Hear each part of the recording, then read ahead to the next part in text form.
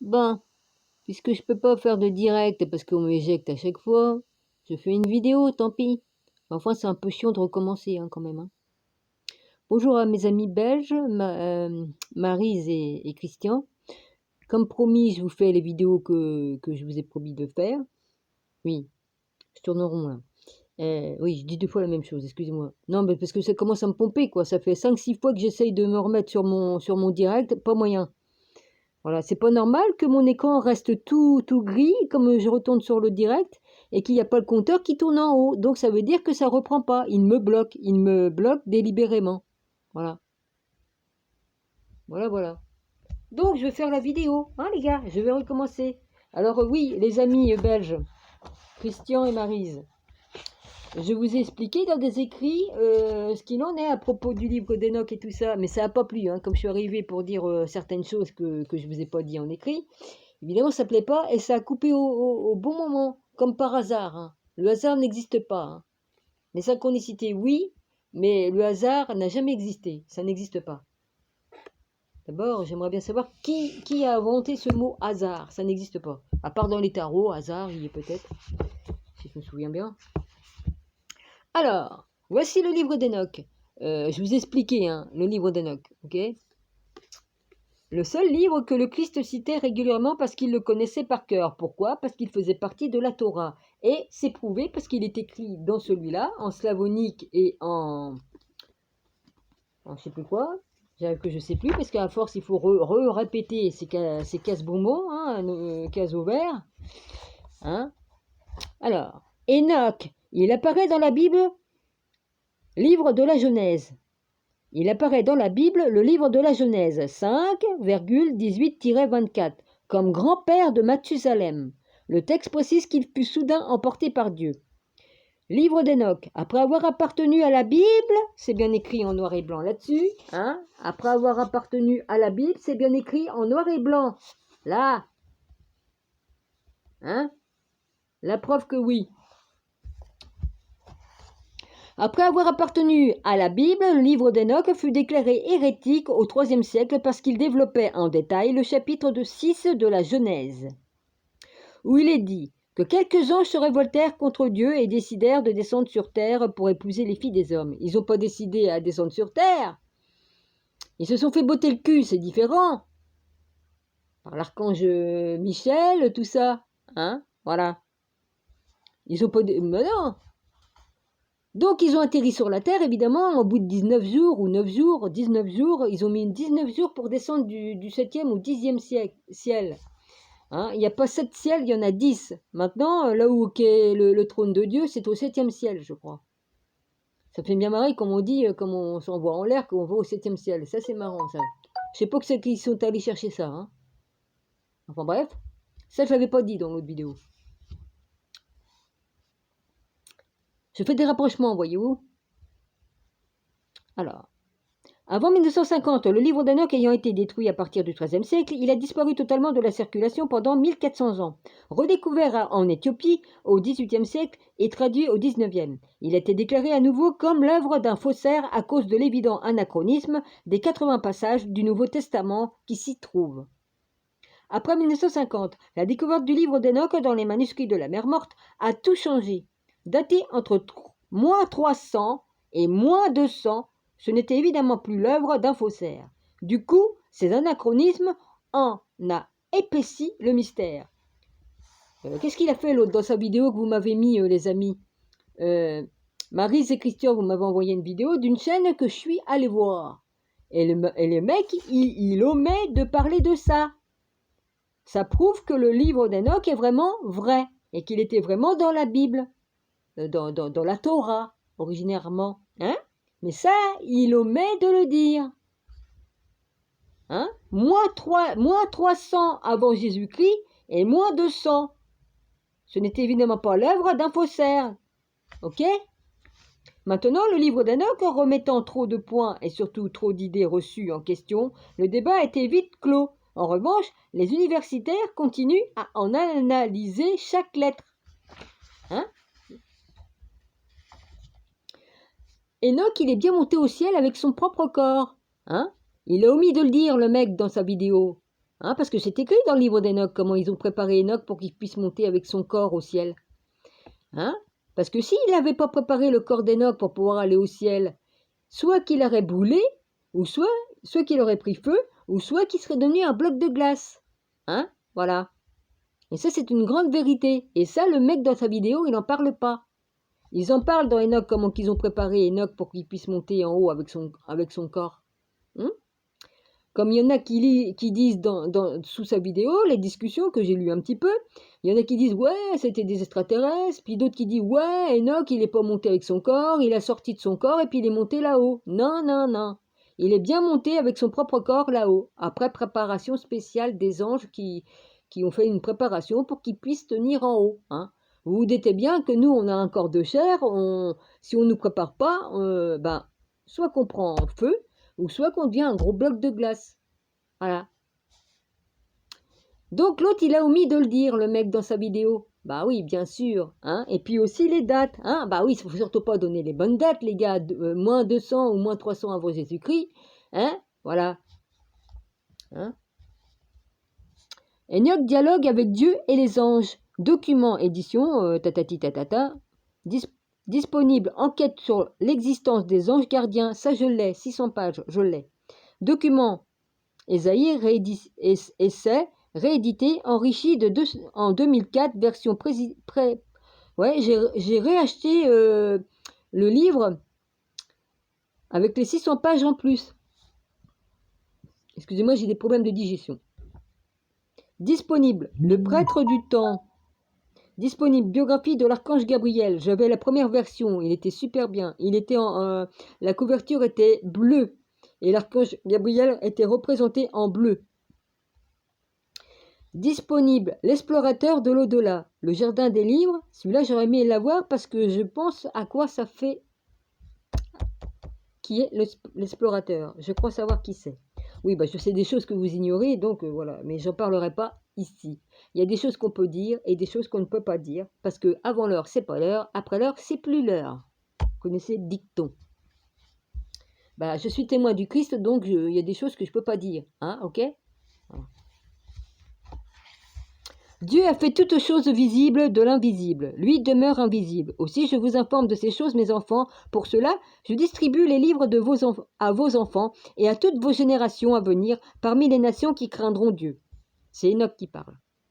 Qu'elle accueille ces livres et les aimants, plus que la nourriture et douceur terrestre, et surtout, qu'elle les lise afin d'appliquer leur contenu. Mais ceux qui ne comprennent pas le Seigneur, qui ne craignent pas Dieu et qui n'acceptent pas les livres, un terrible jugement les attend. Béni, il y a un 7 devant, est l'homme qui portera et transmettra leur enseignement, car il sera libéré au jour du grand jugement. Chapitre 48 du livre d'Enoch éthiopien. Enoch dialogue avec Dieu et les anges, jardin des livres. Oui, bah ça, c'est le magasin où j'ai deux astuces. Regardez comment ils représentent les anges. Des fois, ils avaient 4 ailes, 2 ailes, 6 ailes, et bien plus encore. Et des milliers de dieux pour voir partout en même temps.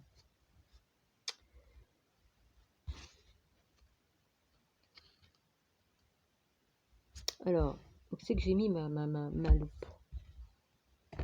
Voilà, j'ai perdu assez de temps comme ça avec les autres abrutis là qui me... Ouais, ils me... C'est vraiment me striker. Hein. Du coup, je sais plus où j'ai mis mes loupes. Seigneur Jésus. Ils sont pas sur le canapé, puisque je les ai retirés. Ah oui, j'ai passé toute la nuit à recoudre mon matelas et j'ai pas fini. Il me reste peut-être encore 20 ou 30 cm. 40 cm à peu près. Presque. Et j'aurais fini ça parce que ça fait des mois que je voulais le faire et je me sentais pas la force de le faire. Je suis obligée de le faire. Hein, parce que sinon, c'est pas le pape qui va me le faire. Ouais, c'est une expression à la con que j'ai. Le pape, il en a rien à branler. Bon, vas-y. Dominique, laisse-le là où il est. Bon. Alors, faut que tu dis des hauts mots. Ouais, je sais. Faut bien parler au porc que... J'ai ce langage-là pour les déchus. Bon, je sais pas qu'est-ce que j'ai foutu de mes loupes. Bah oui, hein. Aïe, aïe, aïe, aïe. Ouais. Pendant ce temps-là, je suis en train de chercher, mais je perds du temps. Hein? Je perds du temps, les gars. Ah oui, je perds du temps. Sans loupe, j'ai pas l'air con, hein. Ben, je vais essayer, hein, quand même. Je sais pas ce que j'ai foutu. Voilà, j'ai mis mon essuie-tout. J'ai essuyé mes écrans et tout ça. L'autre, il fait ses courants d'air, j'ai fait de l'asthme. C'est merveilleux. Ouais. Ah, j'ai poussé mes... Ah ouais, d'accord, je les ai poussés dans le fond, là, en posant les livres. Regarde mes mains, la main droite d'un simple mortel. Mais moi, j'ai vu la main droite de Dieu remplir le ciel d'étoiles, uniquement pour m'aider à comprendre comment il a créé toutes choses. Enoch parlant de Dieu.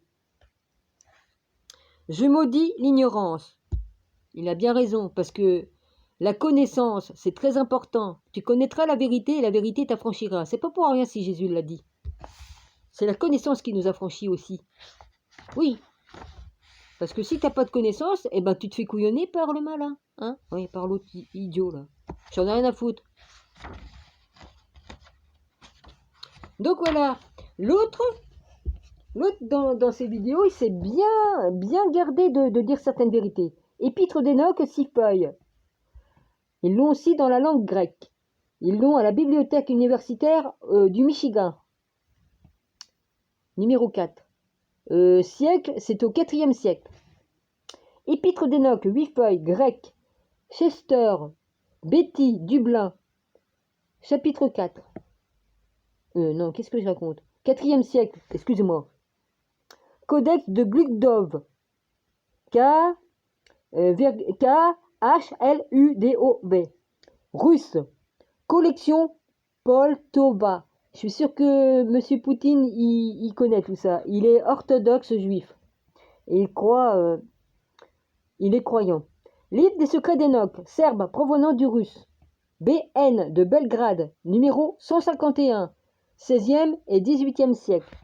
Livre des secrets d'Enoch, moldave, provenant du serbe. B.N.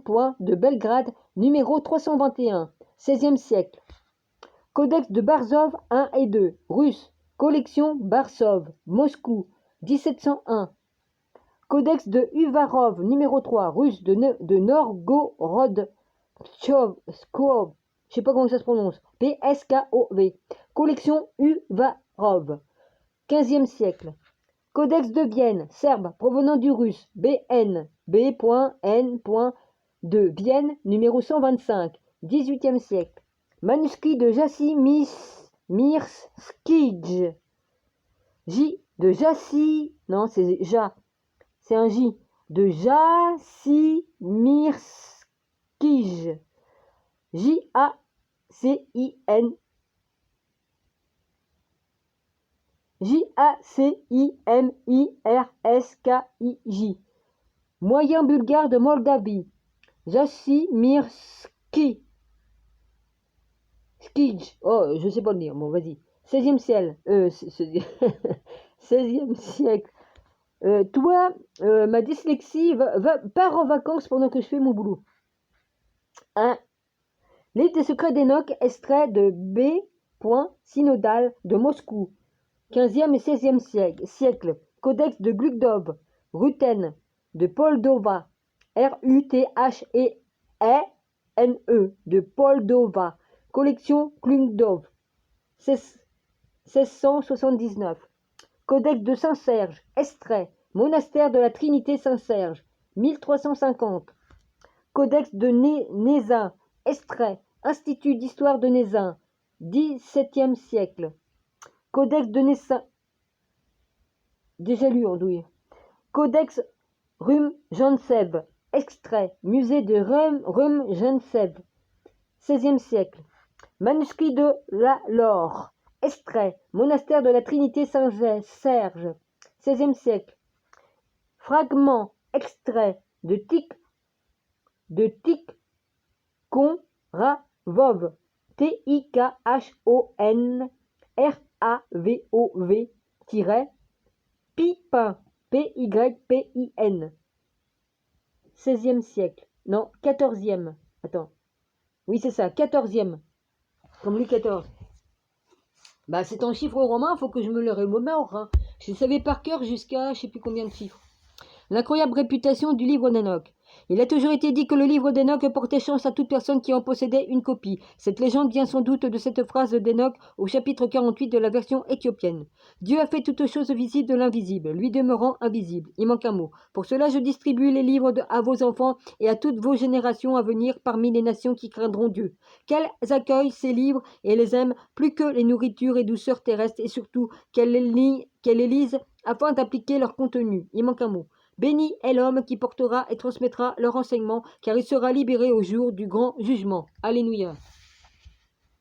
Sachant que ces lignes ont été écrites voici au moins 2300 ans, retenez bien la date.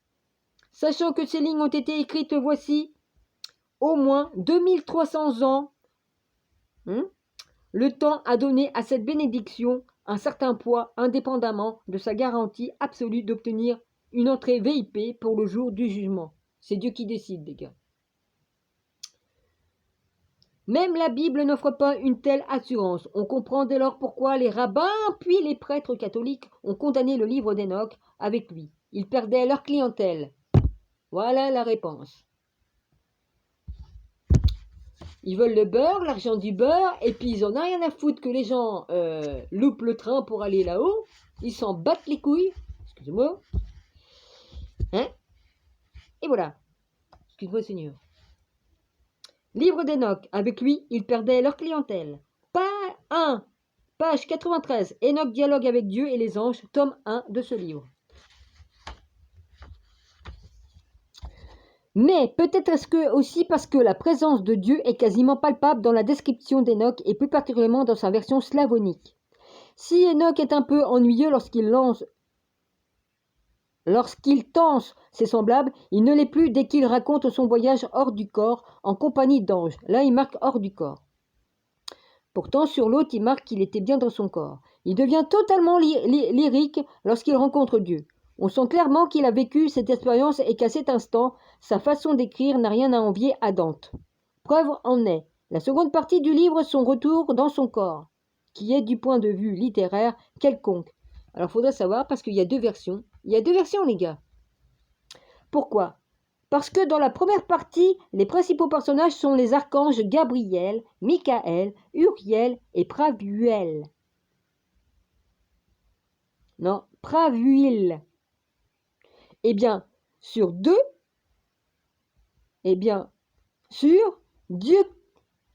qui décide de se confier et de lui expliquer pourquoi il a eu l'idée de créer le monde et des âmes pour le parcourir.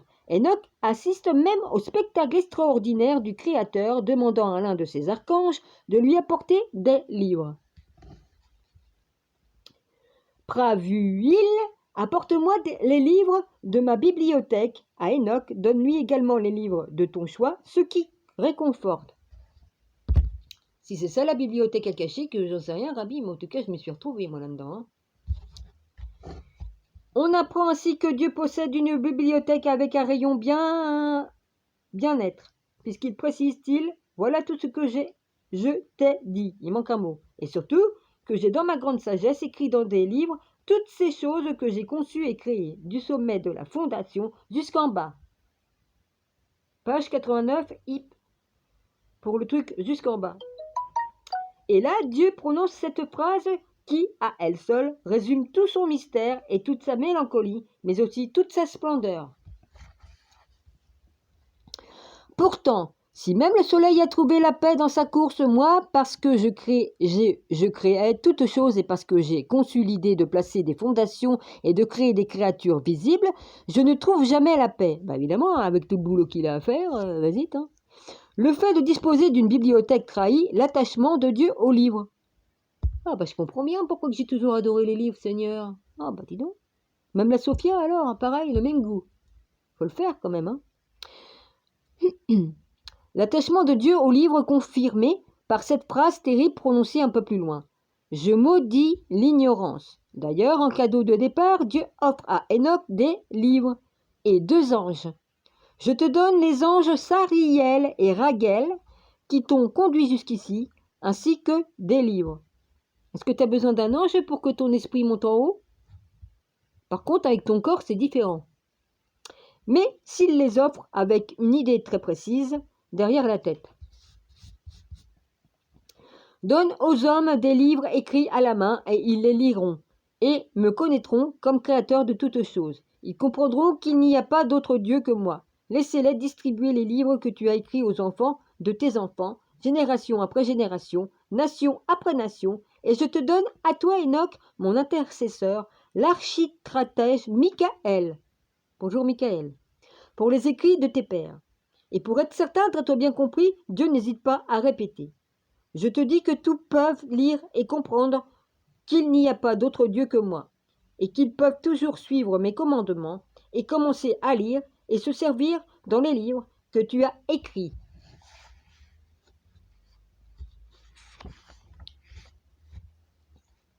Enoch se retrouve donc avec A. Des livres issus de la grande bibliothèque de Dieu. 2 anges gardiens, pas pour le protéger, puisqu'il ne lui reste plus que 30 jours à vivre sur terre, mais bien pour l'inspirer à écrire son livre avant son départ.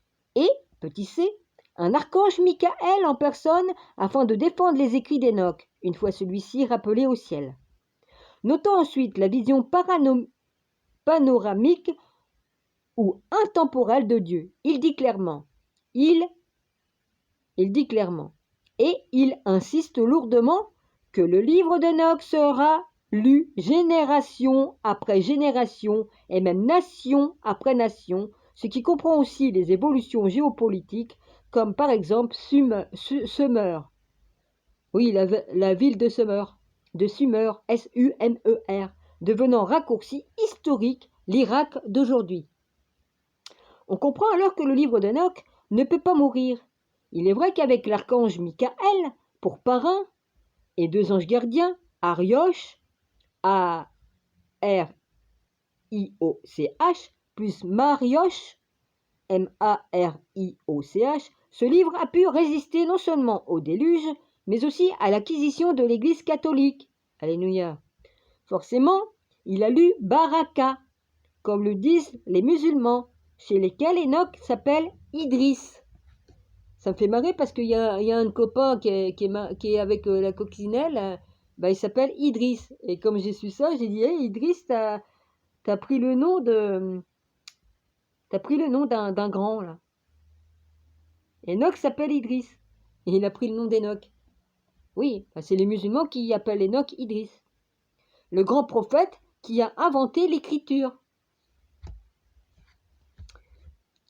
Puisque Dieu en personne se trouve dans les lignes et qu'il a béni l'ouvrage, le livre d'Enoch ne peut donc que porter chance à celui qui le lit. Ici, c'est le pari de Pascal qui entre en jeu. Baraka vient de l'un des anges descendus sur terre et qui s'appelle Barakiel. Il est l'ange des jeux de hasard. Voir le dictionnaire des anges de Gustav Davidson. Je crois que je l'ai. Si je crois en Dieu et qu'il n'existe pas, je n'aurai rien perdu. Mais s'il existe, j'aurai tout gagné. Alléluia. Les ailes du désir. Eh bien, ce jour-là, comme j'ai regardé ce film-là pour la première fois, c'est le jour même où je le regardais vers 14h ou je ne sais plus trop quelle heure. Et tout d'un coup, qu'est-ce qui est arrivé? Les tours se sont effondrés ce jour-là. Je me rappellerai toute ma vie. Je sais comment que j'étais habillée. J'avais un survêtement noir, un manche courte, Adidas, avec le pantalon qui va avec. Je me rappelle de tout. J'ai tellement été marquée en voyant ça parce qu'ils ont arrêté le film, évidemment. Du coup, j'ai jamais vu le film parce que, voilà, mais ça, c'est pas grave. Hein. Ce qui était plus grave, c'est ce qui se passait dehors. La main de l'ange Bamiel touchant la peau de la fille des hommes dont il est tombé amoureux, mais en tombant amoureux, il est aussi tombé du ciel. Les ailes du désir de Will Winder, 1997, photo Argos Film. En 1987, sortant sur les écrans un film énigmatique de Wim Wenders, énigmatique parce que tourné pour une grande partie en noir et blanc avec une mise en scène un peu déroutante. Le spectateur était mis dans la peau de l'ange Bamiel qui observait et écoutait les humains, en compagnie de l'ange Cassiel. Curieusement, Wenders avait aussi choisi une bibliothèque pour nous montrer le fonctionnement d'un ange comme si ce lieu avait une relation avec le paradis. Dans le 10e ciel, notez bien, dans le 10e ciel, il n'y a pas que 7 ciels, Il y a encore du ciel au-dessus du Seigneur. Exactement selon Enoch. Au même Dieu, comme on l'a vu, il possède la sienne. Mes amis, je vous ai promis, hein, mes amis belges, que je vous ferai le truc d'Enoch et que je vous lirai le livre de Philippe et de Thomas, dans le truc de Nag Hammadi, l'évangile de Philippe et l'évangile de Thomas. Je tiens promesse, hein, toujours. Or, il se trouve que Will Wonder, les anges Cassiel à gauche, Otto Sonder dans le rôle, et Damiel Bruno Ganz dans le rôle, dans les allées de la bibliothèque de Berlin. Pendant une partie du film, la bibliothèque est le point de ralliement des anges, comme si Will Wonder s'était inspiré du livre d'Enoch, photo du DVD Argos Film. Or, il se trouve que Will Wonder, sans trop savoir, puisqu'il n'en a jamais parlé dans ses interviews, aborde le thème qui a valu en grande partie la condamnation du livre d'Enoch, celui des anges descendus sur terre pour faire l'amour aux humains. Idée hérétique pour un saint Augustin, sérieusement frustré surtout pour la perspective que le Christ ait pu lire lui-même ce livre. Évidemment qu'il l'a lu. Il faisait partie de la Torah et que vous l'avez retiré, les gars. Ce livre pourtant, à l'époque de Summer, qu'une divinité s'éprenne d'une jeune femme n'avait rien de choquant. Témoin, cette tablette sumérienne, référencée comme le CBS 14061, et qui parle d'un jeune dieu tombé amoureux de la fille d'un grand prêtre de Ninab.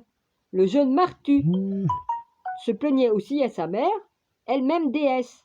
Dans ma cité, j'ai des amis qui ont pris femme, j'ai des compagnons qui ont pris femme. Dans ma cité, et contrairement à mes amis, je n'ai pas pris de femme, je n'ai pas de femme, je n'ai pas d'enfant. Sa mère lui demanda alors si la femme qu'il désirait appréciait son regard, et consentit à leur union. Il n'y a pas la photo là-dedans? Non, il est dans l'autre. Il est dans l'autre. Il est dans l'autre. Je vais vous montrer à quoi ressemblent les comment ils s'appellent. J'ai montré tout à l'heure, mais c'est trop tard puisqu'ils m'ont coupé, c'est con. Il est où? Il y a une photo d'un. Ah, bah maintenant j'ai perdu le nom, évidemment. Hein. Il est pas là-dedans?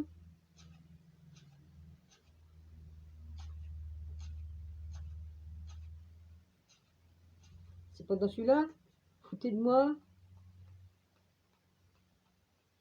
Donc il y a la preuve que le livre, il existait bien avant, hein, et puis que l'autre, il a menti dans sa vidéo, le monsieur, là. Ok? Alors, attends une minute. C'est pas dans celui-là, mais j'ai vu quelque chose. Oui, bah j'ai lu ça tout à l'heure. Tout à l'heure, j'étais en train de lire ça. Du sexe des arcans, du sexe des anges et de ceux qui s'en servent. Les 6 raisons qui ont condamné Enoch. Il est pas là-dedans, le truc, là? Non, c'est dans l'autre, alors. Attends. Là, ils peuvent pas me couper, là, ma vidéo, je la fais. Hein, bande de nazes. Non, parce que ça dérange les déchus qui sont toujours sur Terre. Hein. Faut pas oublier, ils y sont. Hein. Ils y sont, hein, leur descendance et puis eux-mêmes. Hein. Il y en a qui ont subsisté dans des rituels sataniques pour subsister, continuer à vivre ici, quoi. Hein. Ils se nourrissent de ce que vous savez. Hein. Et puis ce qui coule dans nos veines.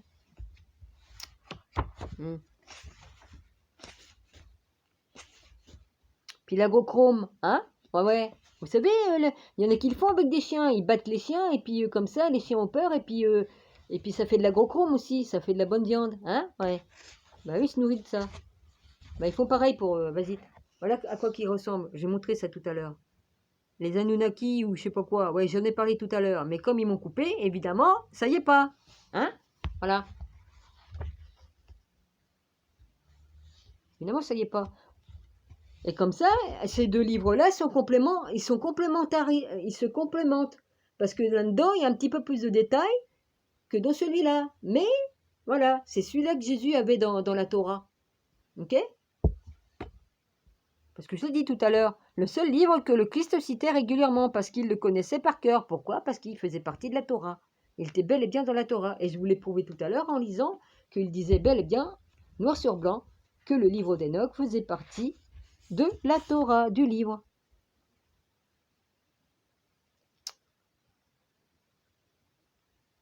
Voilà, c'est bien écrit ici, le livre d'Enoch, après avoir appartenu à la Bible, la Torah, pour les Juifs, le livre d'Enoch fut déclaré hérétique au IIIe siècle, parce qu'il développait un détail, le chapitre 6 de la Genèse, où il est dit que quelques anges se révoltèrent contre Dieu. J'ai l'impression que j'ai entendu une voix par-dessus ma voix.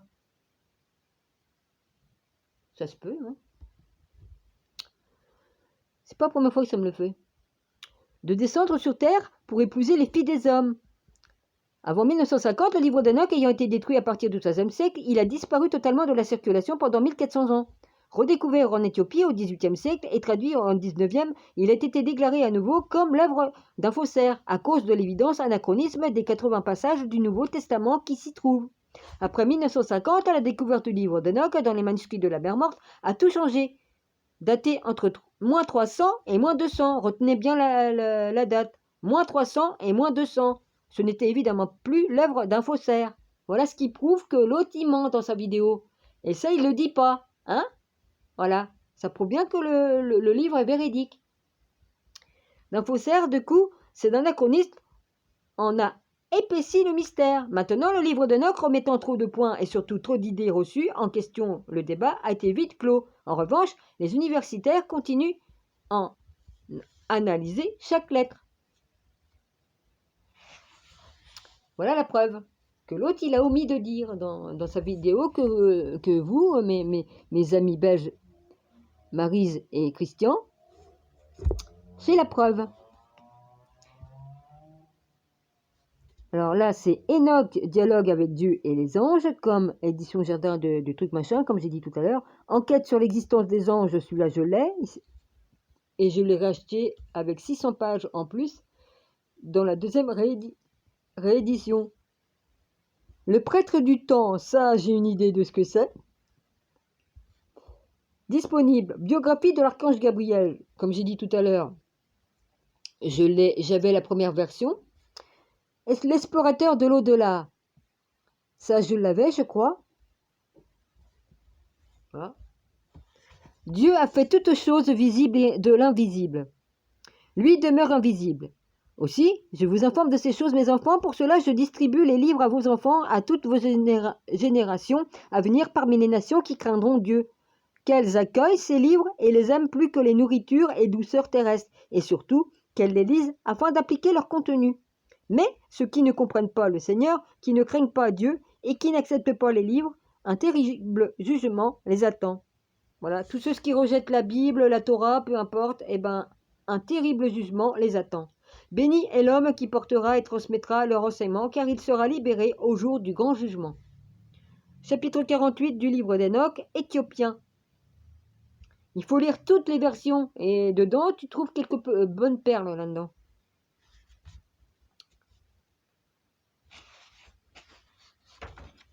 Voilà comment il représente un ange. Il y en a qui avaient 4 ailes, 2 ailes, 6 ailes, même plus, même des fois.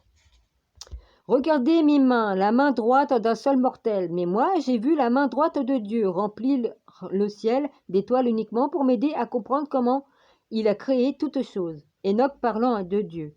Je maudis l'ignorance, Dieu s'adressant à Enoch. La connaissance, c'est très important.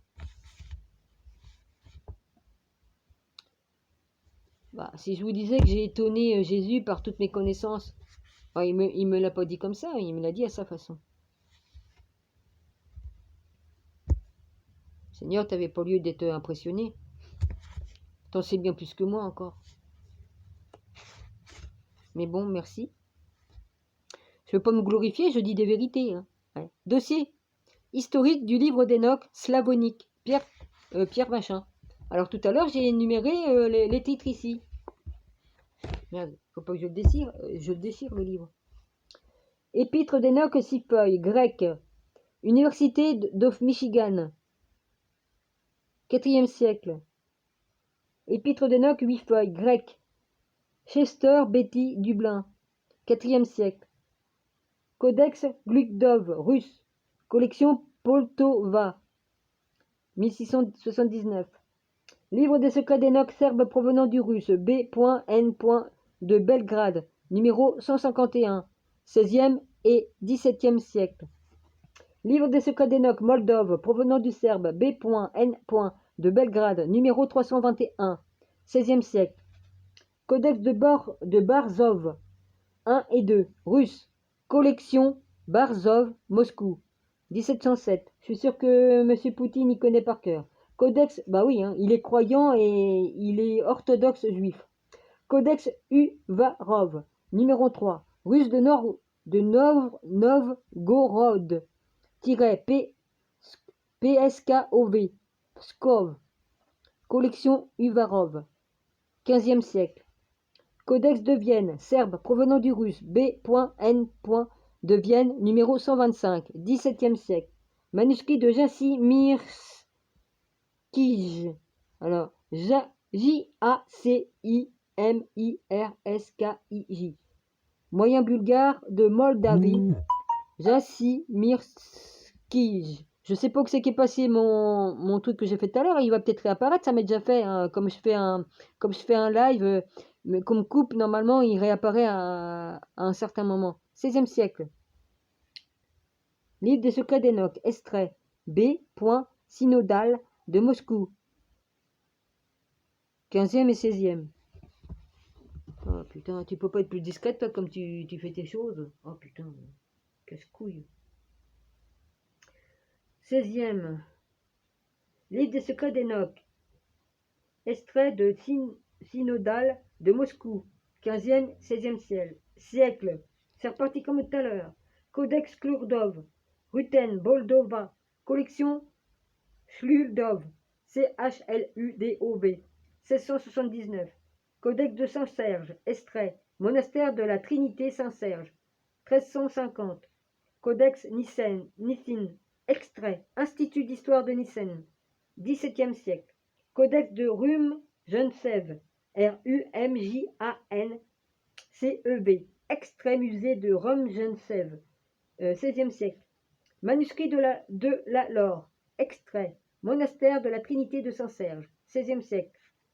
Fragment extrait de Tikhon Ravov Pipin. 14e siècle. Ça s'écrit Tikhonravov-Pipin, Pypin. Des fois que vous voulez faire des recherches, c'est pour ça que j'énumère.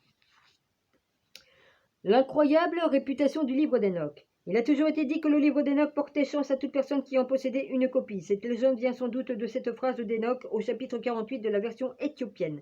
Dieu a fait toutes choses visibles de l'invisible. Lui demeure invisible. Il manque un mot pour celui qui distribue les livres à vos enfants et à toute votre génération à venir. Parmi les nations qui craindront Dieu, qu'elles accueillent ces livres et les aiment plus que les nourritures et douceurs terrestres, et surtout qu'elles les lisent afin d'appliquer leur contenu. Il manque un mot. Béni est l'homme qui portera et transmettra leur enseignement, car il sera libéré au jour du grand jugement. Alléluia. Oh bah, il y a longtemps que j'ai lu mes livres là, depuis le début. Hein. Dès que j'ai eu ces livres-là, je les ai lus sur Internet. Hein. Sachant que ces lignes ont été écrites, voici, moins de 2300 ans, retenez bien la date, le temps a donné à cette bénédiction un certain poids, hein, parce que à ce qui paraît, Jésus, c'était il y a 2000 ans qu'ils l'ont crucifié. Et il y a 2300 ans, le temps a donné, hein, sachant que ces lignes ont été écrites, voici, moins de 2300 ans, mais bon, moins, mais c'est bon, mais c'était quand même un peu plus long qu'il y a 2000. Hein. Le temps a donné à cette bénédiction un certain poids, indépendamment de sa garantie absolue d'obtenir un entrée VIP pour le jour du jugement dernier. Même la Bible n'offre pas une telle assurance. Jésus, si. On comprend dès lors pourquoi les rabbins puis les prêtres catholiques ont condamné le livre d'Enoch. Avec lui, ils perdaient leur clientèle. Voilà la cause. Les pépettes. Hein? L'argent. Babylone. Baal. Voilà. Ils ont préféré se tourner vers Baal pour le pognon. C'est pour ça ils ont condamné Jésus. Mais bon, il y a 2000 ans, il fallait que Jésus passe sur la croix. Oui, d'accord. Mais bon, parce qu'il fallait qu'il aille, qu'il fasse ce qu'il a à faire. Alors, mais peut-être est-ce ainsi parce que présente de Dieu que la. Alors, mais peut-être est-ce aussi parce que la présence de Dieu est quasiment palpable dans les descriptions d'Enoch et plus particulièrement dans sa version slavonique. Si Enoch est un peu ennuyeux lorsqu'il tense ses semblables, il ne l'est plus dès qu'il raconte son voyage hors du corps en compagnie d'anges. Puis il y a un moment donné, il marque qu'il était vraiment avec son corps. Bon, selon la version, les gars, hein, slavonique ou autre, il devient totalement lyrique lorsqu'il rencontre Dieu. On sent clairement qu'il a vécu cette expérience et qu'à cet instant, sa façon d'écrire n'a rien à envier à Dante. Preuve en est. La seconde partie du livre, son retour dans son corps, qui est du point de vue littéraire quelconque. Pourquoi? Parce que dans la première partie, les principaux personnages sont les archanges Gabriel, Michael, Uriel et Pravuil. Et bien sûr, Dieu qui décide de se confier et de lui expliquer pourquoi il a eu l'idée de créer le monde et des âmes pour le parcourir. Enoch assiste même au spectacle extraordinaire du Créateur demandant à l'un de ses archanges de lui apporter des livres. C'est pour ça que je kiffe tant les livres, Seigneur. Toute ma vie. Hein. J'ai tout le temps eu des livres en main. Bon. Apporte-moi les livres de ma bibliothèque ainsi qu'un roseau pour écrire et donner à Enoch. Donne-lui également les livres de ton choix, ce qui réconforte. On apprend ainsi que Dieu possède une bibliothèque avec un rayon. Bien-être, puisque précise-t-il, voilà tout ce que j'ai dit. Il manque un mot. Et tout ce que j'ai dans ma grande sagesse écrit dans les livres, toutes ces choses que j'ai conçues et créées du sommet de la fondation jusqu'en bas. Et là, Dieu prononce cette phrase qui, à elle seule, résume tout son mystère et toute sa mélancolie, mais aussi toute sa splendeur. Mon Dieu, il y a des moments où il est pris de mélancolie, le Seigneur, je vous le dis, il y a de quoi. Hein. Pourtant, si même le soleil a trouvé la paix dans sa course, moi parce que j'ai créé toutes choses et parce que j'ai conçu l'idée de placer des fondations et de créer des créatures visibles, je ne trouve jamais la paix. Le fait de disposer d'une bibliothèque trahit l'attachement de Dieu au livre. Ah bah, autant que moi, Seigneur. Hein. Enfin, je veux dire, moi autant que toi, je veux dire. Excuse-moi, je dois te mettre en avant. Confirmé par cette phrase terrible prononcée un peu plus loin. Je maudis l'ignorance. D'ailleurs, en cadeau de départ, Dieu offre à Enoch des livres et 2 anges. Je te donne les anges Sariel et Raguel qui t'ont conduit jusqu'ici, ainsi que dans des livres. Bon, j'en ai déjà parlé des anges, mais si vous voulez, j'irai les chercher, puis je vous parlerai de ces 2 anges-là. Mais s'il les offre, c'est avec une idée très précise derrière la tête. Donne aux hommes des livres écrits à la main, et ils les liront, et me connaîtront comme créateur de toutes choses. Ils comprendront qu'il n'y a pas d'autre Dieu que moi. Laisse-les distribuer les livres que tu as écrits aux enfants de tes enfants, génération après génération, nation après nation, et je te donne à toi, Enoch, mon intercesseur, l'archistratège Michael, pour les écrits de tes pères. Et pour être certain d'être bien compris, Dieu n'hésite pas à répéter.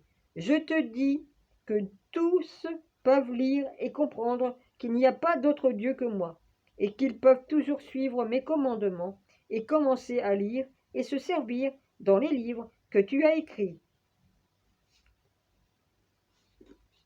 J'ai le droit de dire à cette heure-là, si ça vous plaît pas, vous avez qu'à dormir la nuit au lieu de rentrer à 2 heures du matin, puis après nous faire chier jusqu'à je sais pas quelle heure. Hein.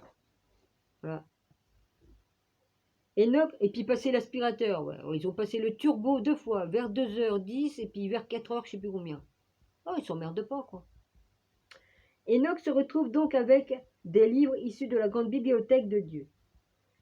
2 anges gardiens, pas pour le protéger, puisqu'il ne lui reste plus que 30 jours à vivre sur terre, mais bien pour l'inspirer à écrire son livre avant son départ, et, petit c, un archange Michael en personne afin de défendre les écrits d'Enoch une fois celui-ci rappelé au ciel. Notons ensuite la version panoramique ou intemporelle de Dieu. Il dit clairement, et il insiste lourdement, que le livre d'Enoch sera lu génération après génération et même nation après nation, ce qui comprend aussi les évolutions géopolitiques, comme par exemple Summer devenant raccourci historique, l'Irak d'aujourd'hui. On comprend alors que le livre d'Enoch ne peut pas mourir. Et il est vrai qu'avec l'archange Michael pour parrain et 2 anges gardiens, Arioche plus Marioche, ce livre a pu résister non seulement au déluge, mais aussi à l'acquisition de l'Église catholique. Prends ça dans tes dents. Forcément, il a la baraka, comme le disent les musulmans, chez lesquels Enoch s'appelle Idris, le grand prophète qui a inventé l'écriture. Puisque Dieu en personne se trouve dans le livre, non. Puisque Dieu en personne se trouve dans les lignes et qu'il a béni l'ouvrage, le livre d'Enoch ne peut donc que porter chance à celui qui le lit. Ici, c'est le pari de Pascal qui entre en jeu. Baraka vient de l'un des archanges descendus sur terre et qui s'appelle Barakiel. Il est l'ange des jeux de hasard. Voir le dictionnaire des anges de Gustave, je crois que je l'ai. Si je crois en Dieu et qu'il n'existe pas, je n'aurai rien perdu. Mais si il existe, j'aurai tout gagné. Alléluia. Les ailes du désir, c'est le film que j'ai vu le jour même où ils ont fait tomber les tours. Donc j'ai pas pu voir le film, ça s'est arrêté au bout de 10 minutes, je crois, ou un quart d'heure, je sais plus trop. J'étais choquée. La main de l'ange Bamiel touchant la peau de la jeune femme, de la fille des hommes, dont il tombe amoureux. Mais en tombant amoureux, il est aussi tombé du ciel. Les ailes du désir de Will Wender, 1997, photo Argos film. En 1987, sortant sur les écrans un film énigmatique de Will Wender, énigmatique, parce que tourné pour une grande partie en noir et blanc, avec une mise en scène un peu déroutante. Le spectateur était mis dans la peau de l'ange Bamiel, qui observait et écoutait les humains en compagnie de l'ange Cassiel. Curieusement, Wender avait choisi une bibliothèque pour nous montrer le fonctionnement d'un ange, comme si ce lieu avait une relation avec le paradis dans le 10e ciel. La preuve qu'il n'y a pas 7 ciels uniquement, il y a 10 ciels. Exactement, selon Enoch. Ou même Dieu, comme on l'a vu, y possède la sienne.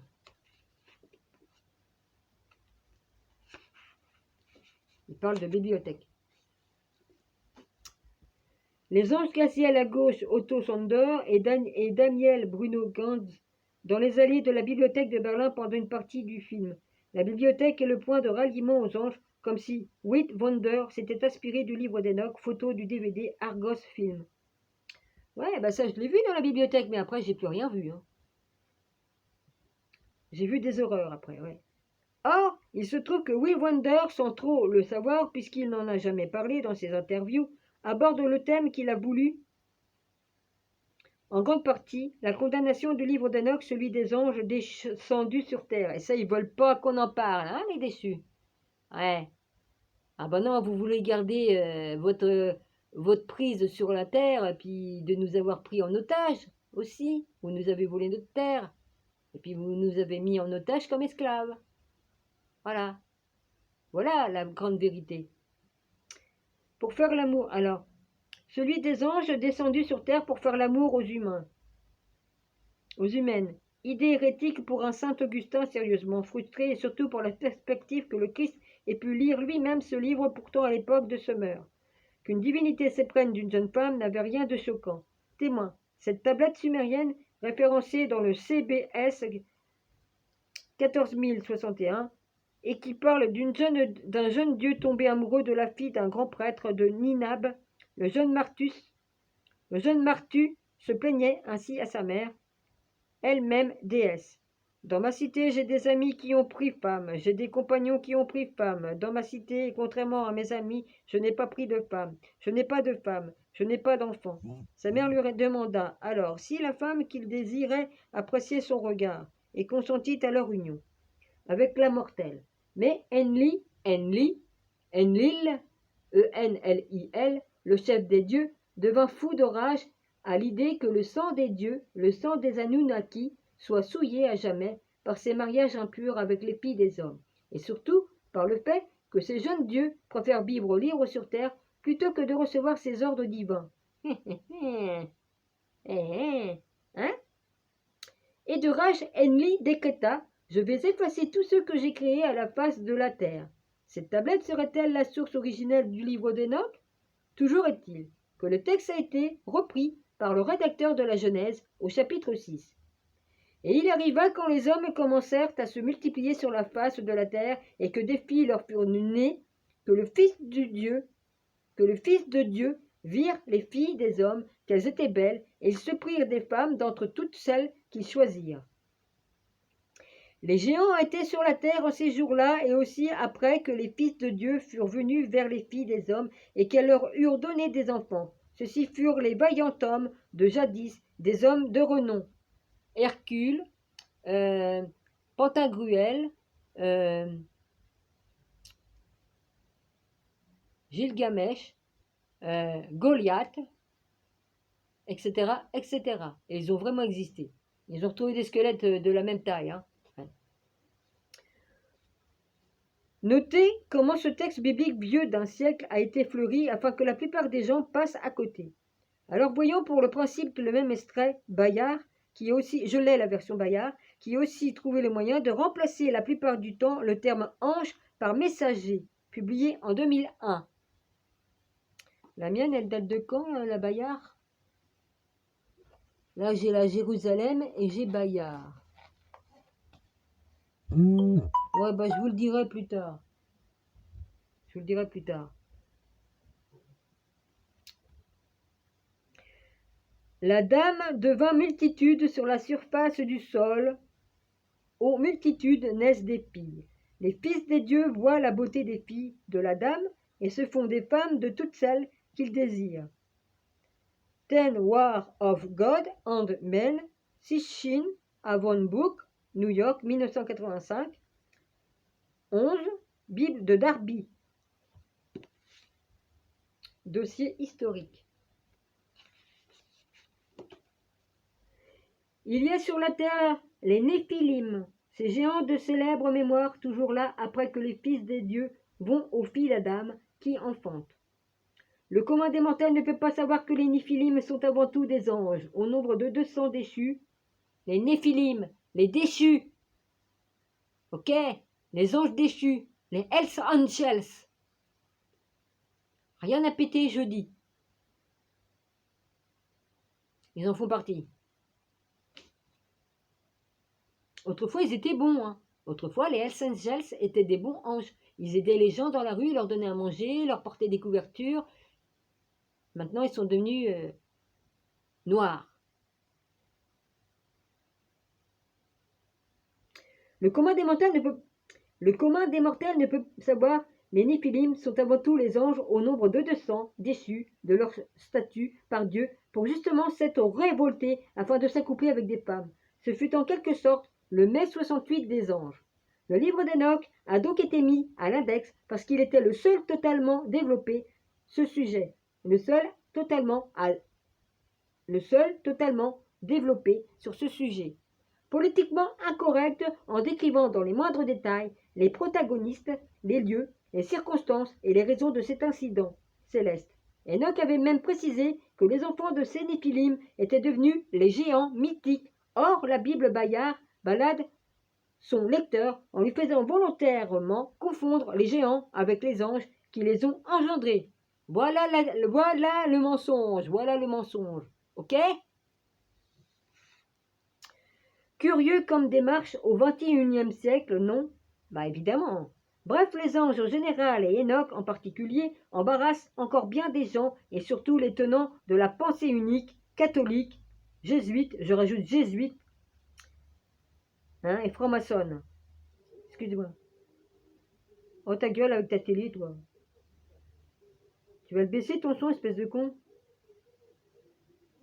Vas-y, mets ta télé pour tout le quartier.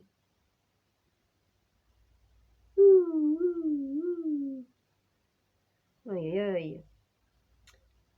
À la pensée unique catholique qui ne peuvent accepter que plus de 80 passages du livre d'Enoch se retrouvent dans les 4 évangiles. Cela reviendrait à remettre en cause tout l'enseignement théologique et reconnaître que le Christ le citait régulièrement poserait un problème encore plus grave. Le livre d'Enoch deviendrait aussi important que les évangiles. Impensable. Pourtant, c'est une grande vérité. Page 46. La Bible, édition Bayard 2001. Selon le dictionnaire des anges de Gustav Davidson, Ethel était dans la mythologie cananéenne un ange déchu et chef des Néphilim. Édition Jardin, des livres. Mai 68 a commencé parce que les étudiants ont exigé le droit de se rendre librement dans les chambres des filles, même après 19 heures. Mais le recteur de Nanterre s'y est formellement opposé par sa circulaire et la première grève a commencé, menée par Danny le Rouge. Daniel Cohen-Bendit, sorte de Shemiyaza, contemporain, amusant, parallèle, voir la table de correspondance avec le Nouveau Testament dans Enoch, dialogue avec Dieu et les anges. Voilà la grande vérité, les gars. Voilà une grande vérité. L'intuition de Voltaire. Ainsi étonnant que cela puisse paraître, Enoch a toujours été considéré, et ce bien avant l'ère chrétienne, comme l'inventeur du calendrier, de l'astronomie et surtout de l'écriture. Voltaire, pourtant éminent nationaliste, fut lui aussi intrigué par ce personnage en travaillant sur son dictionnaire philosophique, ouvrage avec lequel il voulait une fois pour toutes réfuter toutes les fables de la Bible. Le philosophe mena des recherches aussi complètes qu'approfondies sur Enoch, mais de guerre lasse, abandonna. Ce personnage biblique était trop compliqué, depuis il se perdait dans la nuit des temps. Enoch est un personnage aussi singulier qu'Élie, à cela près que la Genèse nomme son père et son fils. Il manque un mot. Les orientaux et les occidentaux ont célébré cet Enoch. La Sainte Écriture, qui est toujours notre guide infaillible, nous apprend qu'Enoch, il manque un mot, marcha avec Dieu et qu'il ne parut plus parce que Dieu l'enleva. C'est ce qui fait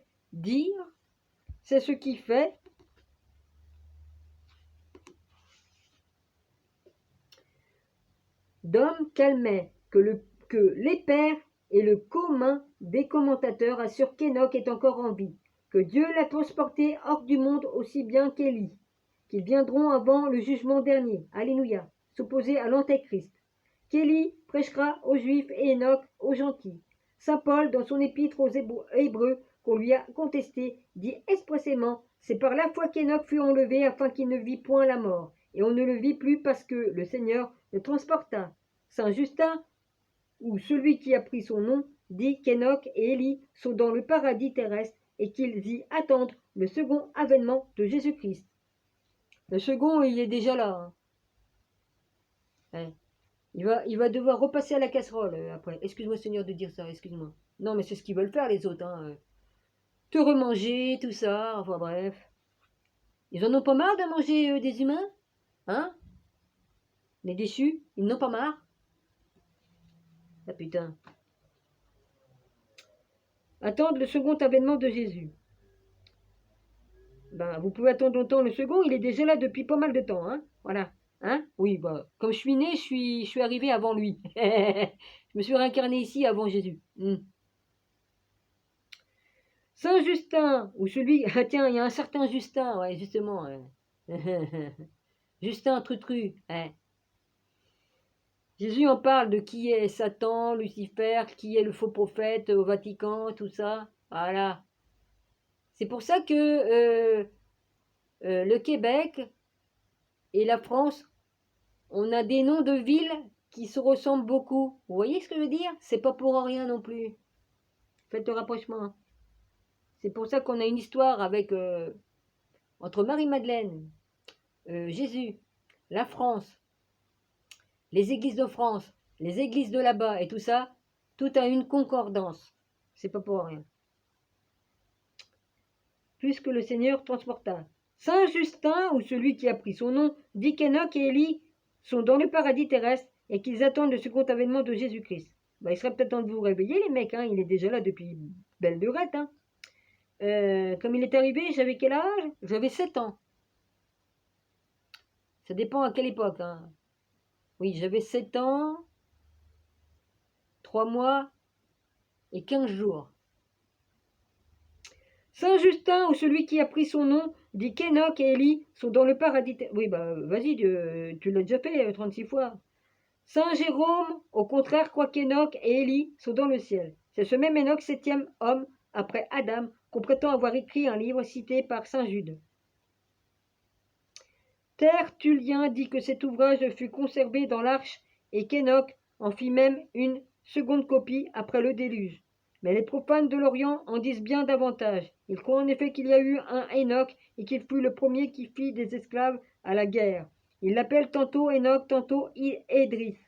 Idris, mais pas Idriss, là, les marques. On l'écrit comme on veut. Ils disent que c'est lui qui donna des lois aux Égyptiens sous le nom de Thoth, appelé pour les Grecs Hermès, Trimégiste. On lui donne un fils nommé Sabi, auteur de la religion des Sabiens ou Sabéens. Il y avait une ancienne tradition en Phrygie sur un certain Anak, dont on disait que les Hébreux avaient fait Enoch. Les Phrygiens tenaient cette tradition des Chaldéens ou Babyloniens, qui reconnaissaient aussi un Enoch ou Anak pour inventeur de l'astronomie.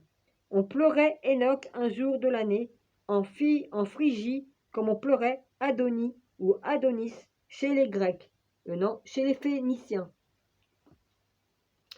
Vous vous rappelez le chapeau phrygien qu'on portait à la Révolution? L'écrivain ingénieux croit qu'Enoch, Anak ou Hanok, signifiait l'année que les Orientaux le pleuraient ainsi qu'Adonis et qu'il se réjouissait au commencement de l'année nouvelle. Que le Janus connu ensuite en Italie était l'ancien Anak ou Hanok de l'Asie, que non seulement Enoch signifiait autrefois chez tous ces peuples, le commencement à la fin de l'an, mais le dernier jour de la semaine, que les noms d'Anne, de Jean, de Januarius, janvier, ne sont venus que de cette source. Est-ce qu'on fait encore janvier comme prénom? Parce que ça existait ça autrefois, hein? Janvier. Bah oui, le film avec Jean Gabin, Janvier. Il y en a un qui s'appelait Janvier.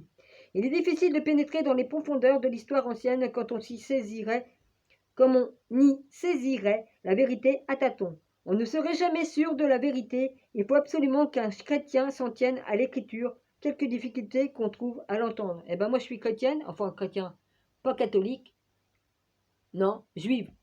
Je suis du côté de la Torah. Voltaire, tout comme l'auteur du livre des Jubilés, n'est pas le seul à obstinément retomber sur celui qui est présenté comme l'inventeur du calendrier, mais au siècle des Lumières, l'écriture cunéiforme sumérienne n'avait pas encore été déchiffrée. Or, voici justement un commentaire universitaire sur la sagesse d'Adapa, une tablette qui montre à quel point le philosophe fut proche de la source sumérienne. Selon les textes assyriens qui parlent de la sagesse d'Adapa, celui-ci a rédigé un livre de science intitulé U majuscule point S-A-R, Sar, petit d plus loin, plus grand, plus loin, Anum, A-N-U-M en majuscule, D, plus loin, petit d, en lila, E-N-L-I-L-A en majuscule, c'est-à-dire les écrits concernant le temple du divin Anu et de la divine Enli, ça fait penser à la Sophia et puis à son époux, Adapa, est donc crédité d'avoir écrit le premier calendrier de la première livre et le premier livre d'astronomie à l'humanité. Dictionnaire philosophique chez Élie et Enoch. Texte retrouvé dans des grottes de Qumran. C'est un panorama de l'histoire du monde tel qu'il aurait été révélé à Moïse sur le mont Sinaï.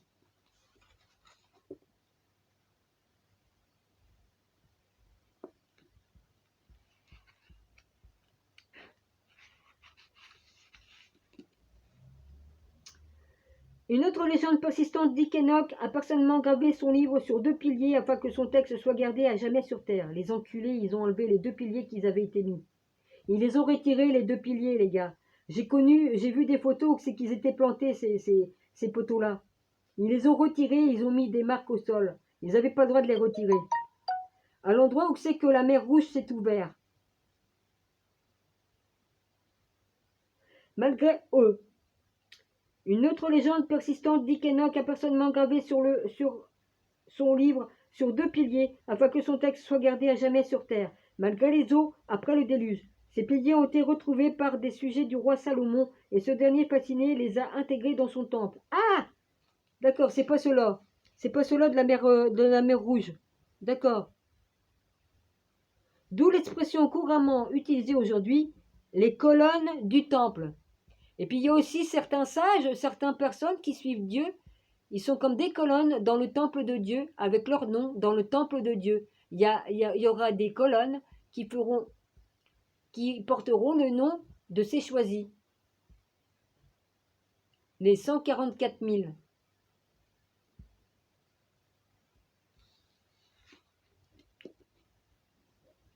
Mais voici une autre piste encore plus étonnante et qui confirme à nouveau le remarquable analyse de Voltaire. Cette relation avec le pilier, on le retrouve effectivement en Égypte, bien après le déluge, dans la figure de Thoth. Lorsque le pays a été divisé en différentes propriétés aux provinces, Thoth, le pilier, au coin du pays, est devenu un dieu important, et comme le nom du propriétaire était gravé dessus, il était le dieu des lettres et de tout le savoir. C'est vrai. Il avait la tête d'un ibis, parce que les ibis se perchent toujours au sommet. Il est souvent représenté en train d'écrire ou bien de compter en entaillant les années au dos d'un feuillet de palmier. Cette branche de palmier est le caractère hiéroglyphique pour le mot année. Thoth a été appelé Herbès par les Grecs, un nom qui a la même signification, un pilier. Hiéroglyphe de Thoth sur la feuille du palmier, God of Ten Egyptians, de Willis, etc.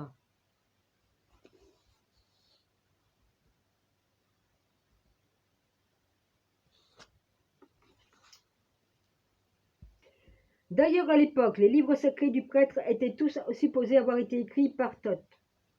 Les égyptologues du Collège de France continuent ainsi. La bibliothèque d'Hermopolis, sa capitale de Thoth, était célèbre et l'on évoquait volontairement ces cryptes secrètes où se trouvaient déposés les rouleaux sacro-saints écrits de la main même du dieu. Le conte démotique de Satni rapporte la quête de livres divins de Thoth qui devait permettre d'enchanter le ciel, la terre, les eaux et le monde inférieur. Et on ne peut s'empêcher de remarquer l'incroyable point commun entre le livre d'Enoch et le rouleau de Thoth. Les deux promettent l'immortalité à celui qui le lit. Il y a le livre sur le frère de Jésus. Dedans, il marque que Marie-Madeleine, elle s'appelait pas comme ça, c'est que c'était la reine Néfertiti, un truc dans le genre. Et puis que, enfin bref, j'en parle dans mes livres, dans mes vidéos, pardon. Donc c'est que tu as écrit des livres, Dominique? Ah, je sais pas, peut-être en Égypte, comme j'étais prêtresse d'Isis, mais bon, j'en sais rien, moi je me rappelle pas. Il s'agit d'ailleurs de deux seuls cas connus dans l'histoire de la littérature, qu'elle soit sacrée ou générale. Qu'on le veuille ou non, un texte qui promet l'immortalité à sa simple lecture représente ce que l'on appelle un livre sacré, voire magique. Et on comprend dès lors pourquoi le livre d'Enoch passionne autant de gens depuis sa redécouverte au milieu du XXe siècle. Lire à ce sujet le roman remarquable de Pauline Gage, Le tombeau de Saqqara, disponible en livre de poche, Paris 1997, qui met en scène un noble égyptien décidé à trouver le rouleau de l'immortalité et où Thoth occupe la place centrale.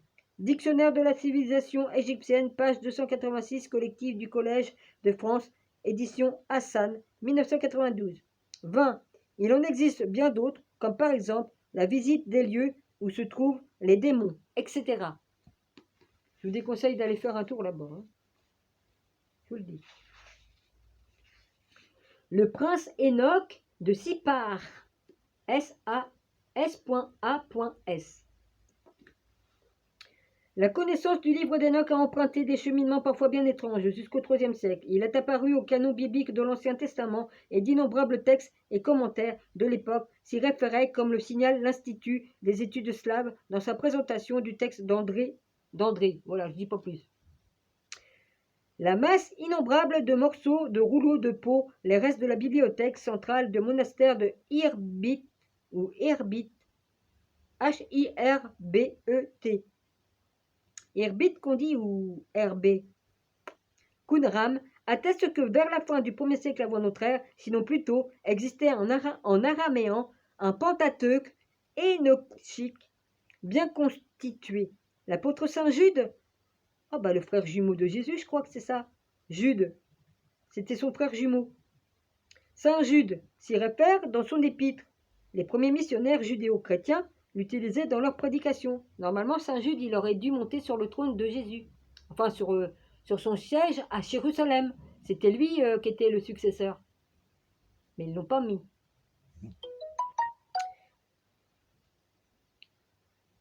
Puis en italien, Philastrius de Brescia, agacé par cette histoire d'ange, ne comprenant pas que plus que 80 passages des évangiles puissent s'y trouver, a décidé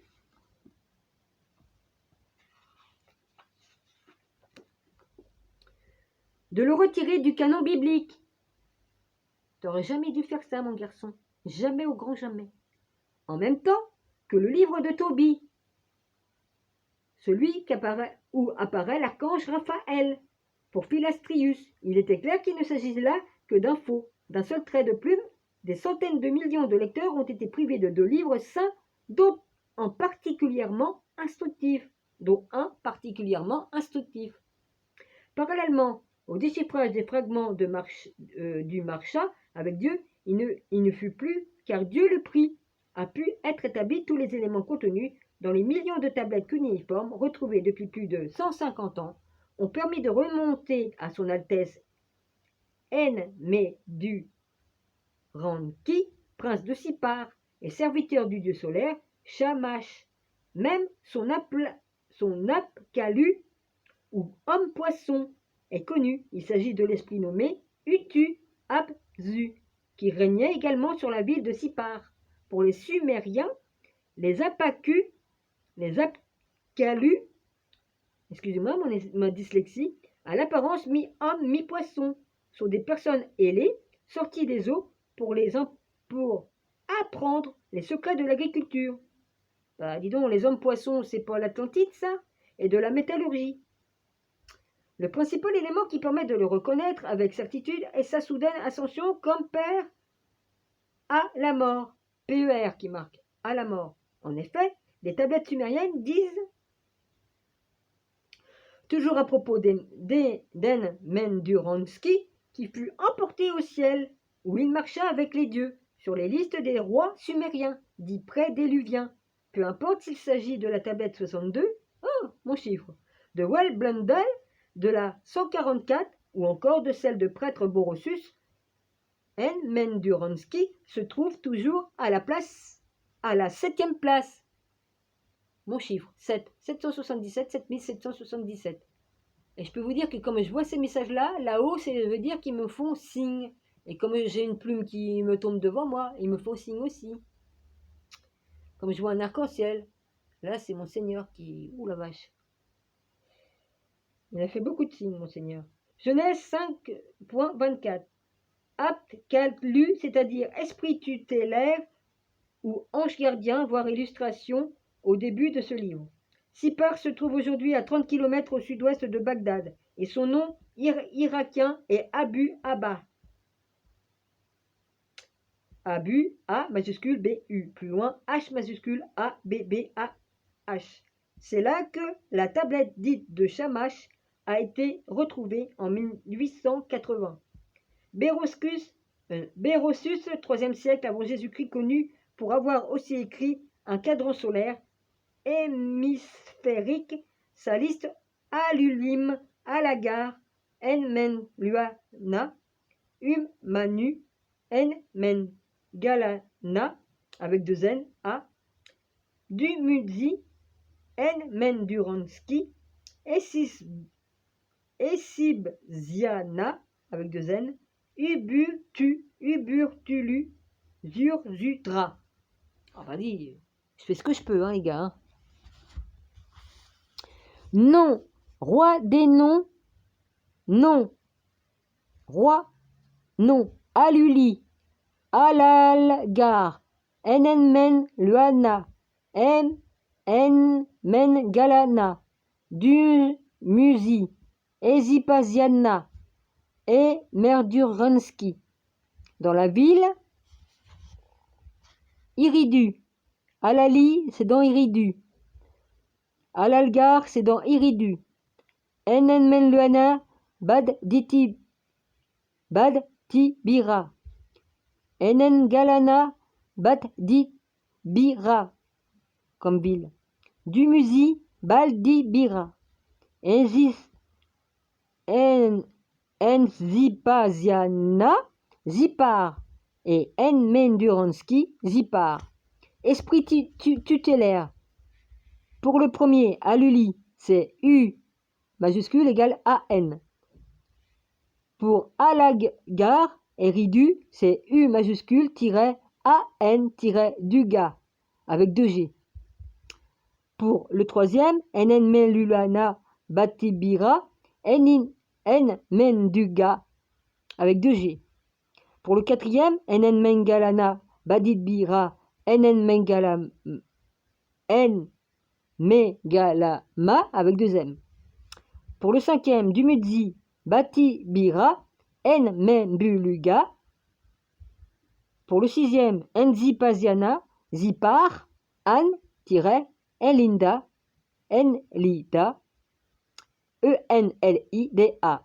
Pour le septième, Nmenduransky Zipar, Utu, Abzu. Ça s'attache pas. Utu, U majuscule, TU. Il y a un espèce de petit 1 ou de entre deux. Puis après, c'est A majuscule, B, Z, U. Puis un petit chiffre 25. Voici la photo. La photo, tout ça, avec tous les noms et tout ça. Voilà. Tourne encore? Ouais. Tant que ça tourne, j'y vais. De même. Alors, le dieu Utu Shamash et ses prêtres serviteurs. Utu Shamash était le dieu de Sipar dont Enoch était le prince. Bas-relief du British Museum à Londres, 900 avant Jésus-Christ. Et c'est à Londres que se trouve ma statue du vizir, du scribe égyptien devenu vizir.